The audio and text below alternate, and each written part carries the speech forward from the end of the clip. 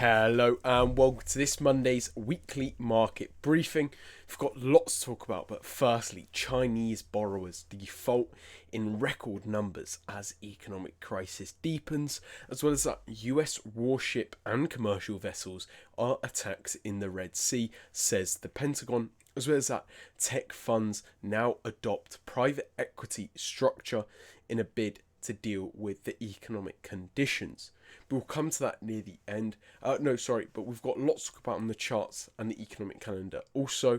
But we'll come to that near the end, so make sure you stay around till you see that. Before we get straight into it, make sure you subscribe. But the first article to talk about, of course, is Chinese borrowers. Now, Chinese borrowers' default rates have now surged to a record high since COVID, and this continues to highlight the country's deepening economic downturn. Now, we've been discussing Chinese economic issues quite extensively, largely on the topic of their declining domestic demand, but also the lack of demand outside the economy, just internationally, which has been driving down production within the country, as they're no longer able to supply the world as they usually would. And as we're now seeing with the geopolitical issues between the US and China, fears are being staked that, of course, China will not be able to remain the economic powerhouse that people expected it to become,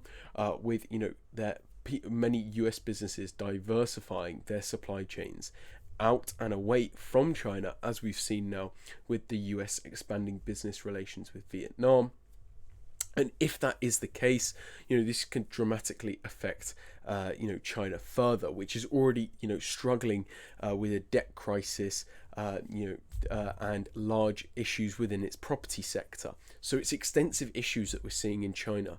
And this is just another example of the worsening conditions that we're seeing. Now, 8.5 million people are now officially blacklisted by authorities after missing payments. Now, these payments have ranged from mortgages to business loans, according to the country's courts, and that figure amounts to about 1% of working-aged Chinese adults and is up from 5.7 million defaulters in early 2020, when the pandemic obviously gutted household income. So, seeing that rise, despite the fact that, we were looking at that 5.7 figure during such a time of economic crisis, that being the pandemic, it's really worrying to see how much that figure is going up. And if this figure does continue to go up, just an increasing percentage of those people within those working age categories are going to become blacklisted, kind of exit the economy as they usually would, and as a result drive demand lower, probably also retract themselves from the workforce in some way, and therefore damage the economy further. And that's what we have to worry about in this scenario, is if that percentage grows, the number of people which are no longer active economic participants within China, dramatically grows, which is very, very bad for the economy, of course. Now, the higher default rate will now add further obstacles to improving consumer confidence, with it also highlighting the country's lack of personal bankruptcy laws, with blacklisted defaulters being blocked from numerous economic activities, such as purchasing airplane tickets and making payments through mobile apps, dragging the economy down further. And this is what we were just talking about, is if they're not then able to make these purchases, then you're driving down domestic demand. If you're making it so they can't work within government jobs, you're driving down the workforce, and all these sorts of things are just going to continue weighing on the economy, as a kind of compounding positive cycle of damage to the economy, essentially.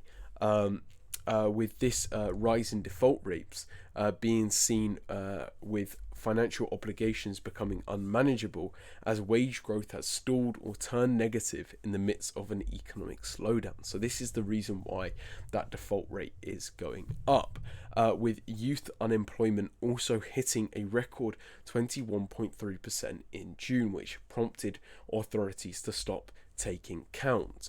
And with defaults rising, legal experts have proposed the introduction of personal bankruptcy laws with debt relief for individual insolvency. So, this could, get even worse for China.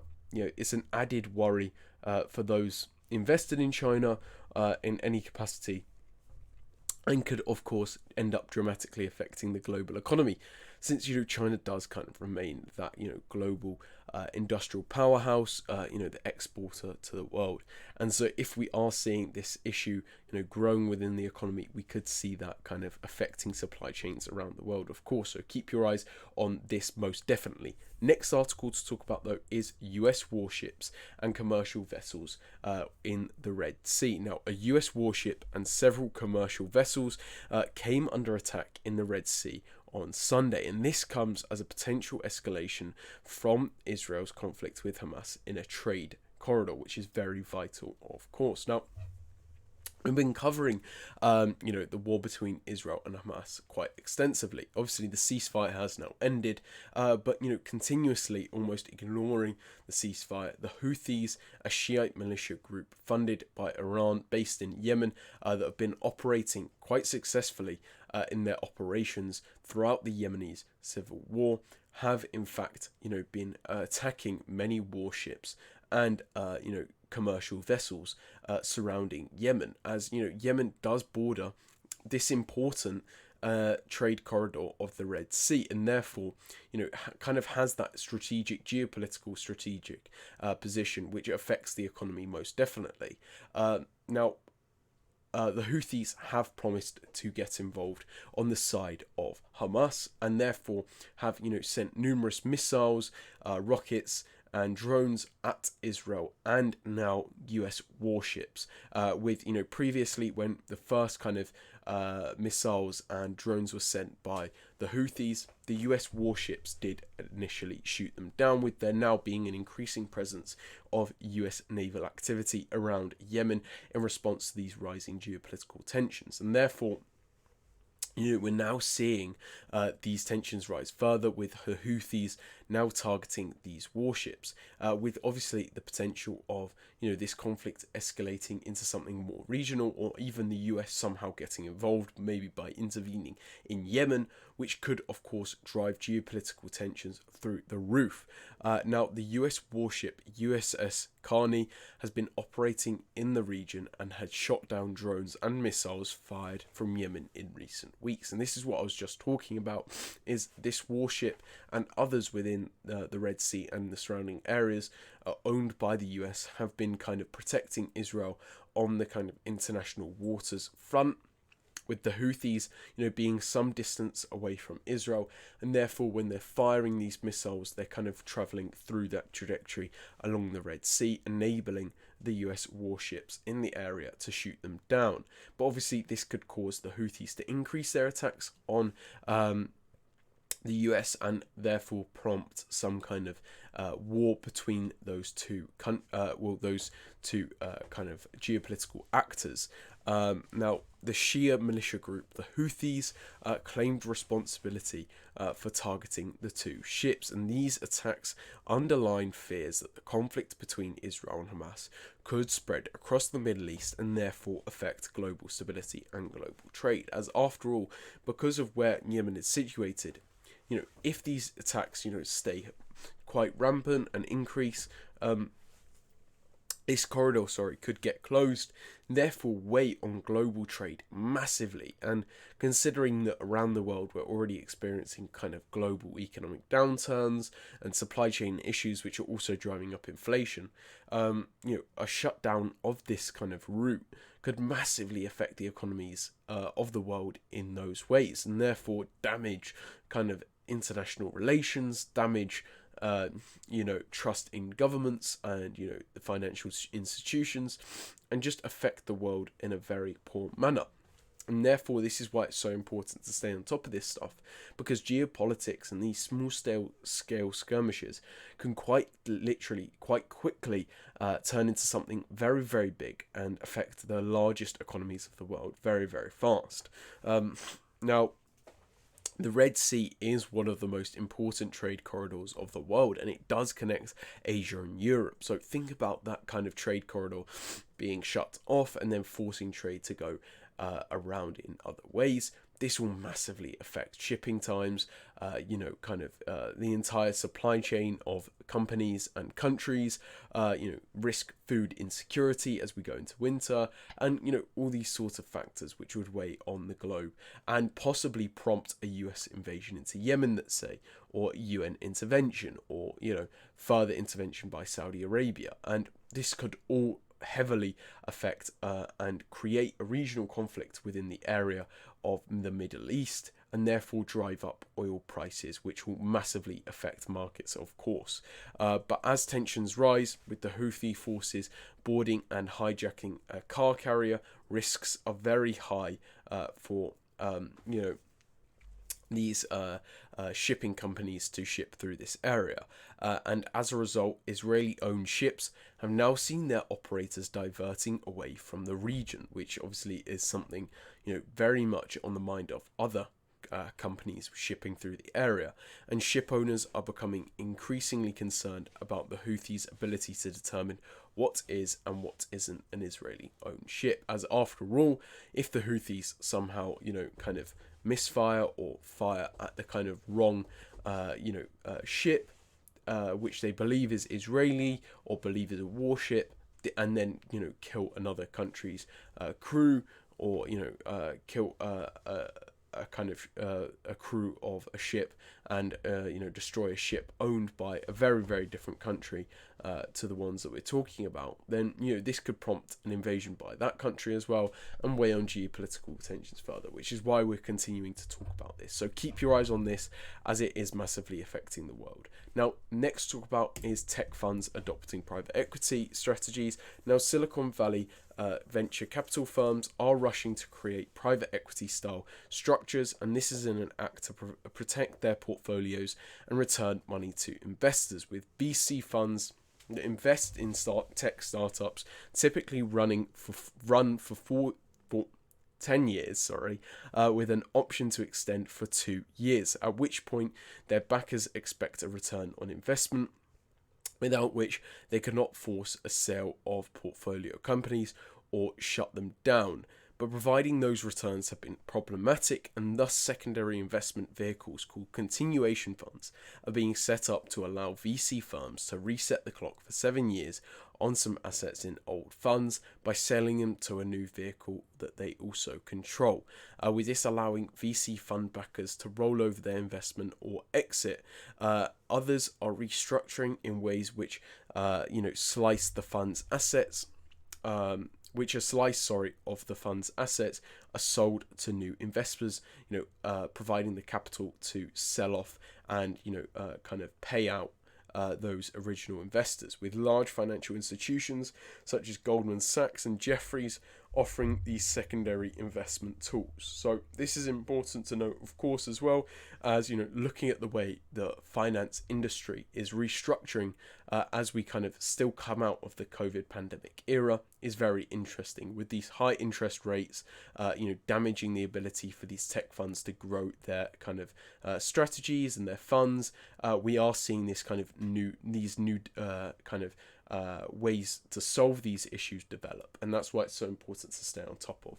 But that's all to talk about in the articles. Next to talk about, of course, is the charts, and the US 30 being the first asset to kind of come up here and to talk about, of course. Now, as we can see here, US indices have gone overwhelmingly bullish. Now, most recently we were kind of commenting last week on how previously we were seeing this lack of momentum within the US 30, how price was, although it was on the move to the upside, we were seeing this bearish divergence on the RSI, and the momentum was very, very weak for the US 30. And once we then started to come into contact with this kind of liquidity level and resistance level, that is kind of when we were like, okay, there's a chance here that, the US 30 does roll over. But as we went into the end of last week, we did see price break above it finally, and we did see that strong move to the upside.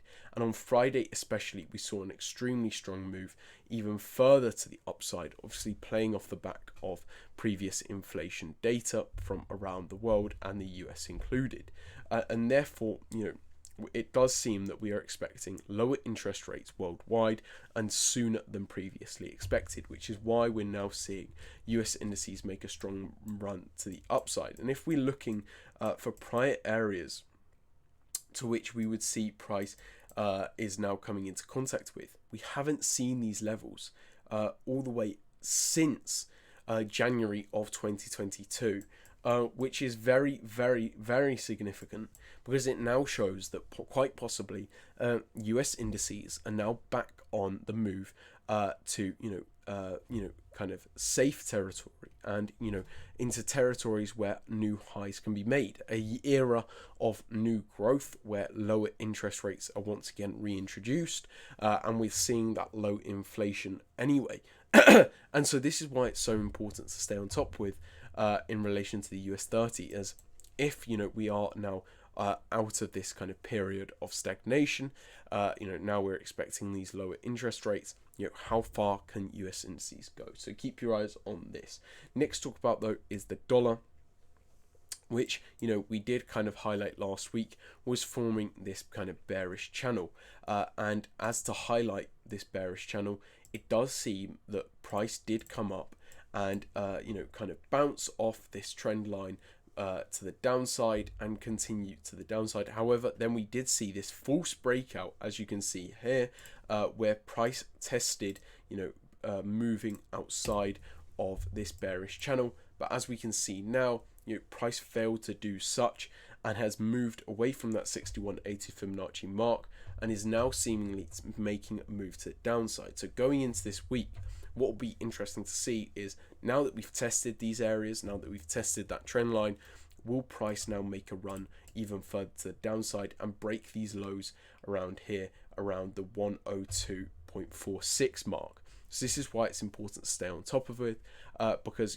dollar is in an interesting area now where it has the potential to make a run further to the downside. So keep your eyes on this. Next to talk about though is Euro USD. So still on the topic of the dollar, but Euro USD is in an interesting position because it did come down by the end of last week and tapped this very important liquidity level and Fibonacci level of the 50% Fibonacci mark, and around the 1.084 level on as of price. But that said, price did in turn have to break these prior lows of around here, made on Wednesday the 22nd of November, and therefore we were considering whether this was a break of overall structure. But the way prices reacted to this area of liquidity does hint the fact that this is a very strong move to the upside and has provided the liquidity needed to possibly make a continuation in this kind of overall bullish momentum that we've seen previously, where price can now continue to the upside. Obviously, we need to see this as a continuation going into this week, and so that's what we'll be looking out for, whether Euro USD can now make a continued move to the upside after tapping this liquidity. So keep your eyes on that. Next to talk about though is pound yen, where there's not too much to talk about. However, it does seem that we're on the downturn, obviously after having this bearish divergence on the RSI, where we did see this lack of momentum on the bullish side, which we had previously seen quite strong, but now seemingly we're not seeing that, and therefore we're kind of seeing this drop to the downside quite slowly. What will be interesting though to see is whether price will react to one of these Fibonacci levels that we have marked out here. So keep your eyes on this. Next to talk about though is Euro USD JPY, which is now once again retesting the very bottom of the market over here, and this strong area of liquidity most likely. So it'd be interesting to see whether it can find the support that it needs to make a move to the upside, as after all, price did make this move to the downside after tapping this 50% Fibonacci mark. So quite possibly it will now break lower still. So keep your eyes on that. Next to talk about, and lastly on the charts to talk about, is gold, which has seen Bitcoin first. So we had been previously talking about how Bitcoin was ranging around these areas of between the 36,000 mark and 38,000 mark, but since Friday and over the weekend we have seen this overwhelming bullish momentum for Bitcoin, with Bitcoin coming up and on Sunday tapping the $40,000 Bitcoin mark, which is very, very, very significant, considering not too long ago, maybe a month or two ago, we were talking about Bitcoin being at the price range of around 25,000 to 27,000. So it's extremely significant to now see price make a run so significantly all the way up and until the $40,000 a Bitcoin mark. So definitely keep your eyes on this, as we do have a potential retracement opportunity on price coming down and returning to this previous area of resistance and liquidity around the 6180 Fibonacci level. So keep your eyes on that. But lastly to talk about on the charts is gold, which has continued this bullish momentum to the upside and has now broken above this Fibonacci extension level of minus 27.2, and has even come up and neared $2,075 an ounce for gold, which is very, very significant, as this has been a significant run to the upside after tapping this area of liquidity and tapping this area of the Fibonacci retracement tool. Obviously this has been driven by this kind of expectations for lower interest rates sooner than expected, and kind of these increased regional tensions within the Israel-Gaza conflict. So keep your eyes on gold most certainly. But that's all to talk about in the charts. Lastly to talk about, of course, is the economic calendar, where we do have quite a bit of data coming out this week, with some very significant data indeed. Now, firstly, we will have the Aussie interest rate decision being made, so listen out for that, as well as their GDP growth rate figure being released as well. Now, we do also have US services data and figure being released, along with the Bank of Canada's interest rate decision being made.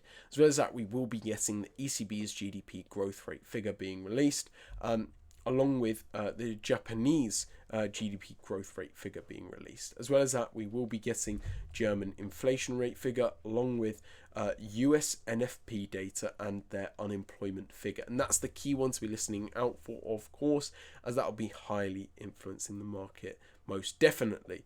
And along with that, we will be getting US consumer sentiment figures being released, and finally Chinese inflation rate figures being released as well.